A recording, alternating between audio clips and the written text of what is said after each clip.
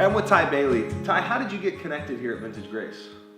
2 soccer seasons ago, I was coaching Braden's soccer team. Yeah, my favorite kid. Great kid. On your team. And during that process, the head coach told me that you had a soccer background, you played in college, and so I saw you out at the practice, asked if you could give us a little assistance because we never had coached at any level before. During that time, I heard that you were a pastor and you had a church plant starting in El Dorado Hills. So no church background. You find out there's this pastor on your soccer team. He walks up and he invites you to church. So I remember handing you an invite card, one of our preview services. Yeah, so you had handed me a card, and when I read it, I didn't really know what to do with it. Sure. Nothing against you Yeah. over church.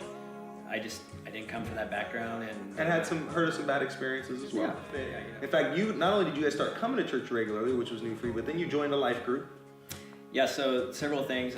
Joined a life group from the very beginning. Yeah. I was actually in your life group. Yeah. And during that process, because I wasn't familiar with the Bible, but it was, and it still is, this ongoing learning process of what is written in the Bible and what it means to me. I remember sitting in my living room, you were across from me sitting on the couch, and you just kind of had this breakthrough moment during life group one night. You remember that at all? I do. I was sitting right on the corner of the couch. But the question I asked you was, what do I have to give up to be a Christian? Yeah. And what I found out over the last year is it's not what you have to give up, but it's what you will gain by becoming a Christian. Yeah.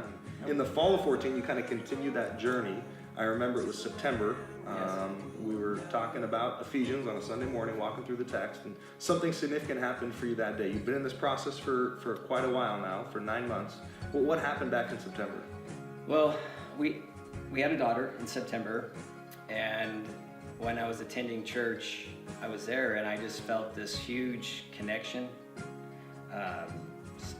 Something that I really can't describe, but a feeling came inside of me, and I knew from that point that I wanted to accept Jesus Christ and God into my life. What's been different since then? I think there are several things that have been different since a year ago to now. I'm not perfect, like I stated, but just everything from my connection with family, with life, joy, a sense of calmness. So you've gone from being far from Christ on one level, not going to church at all, and it's almost like going to church, connecting with a life group, that's been part of God's maturing, growing process in your life. Absolutely.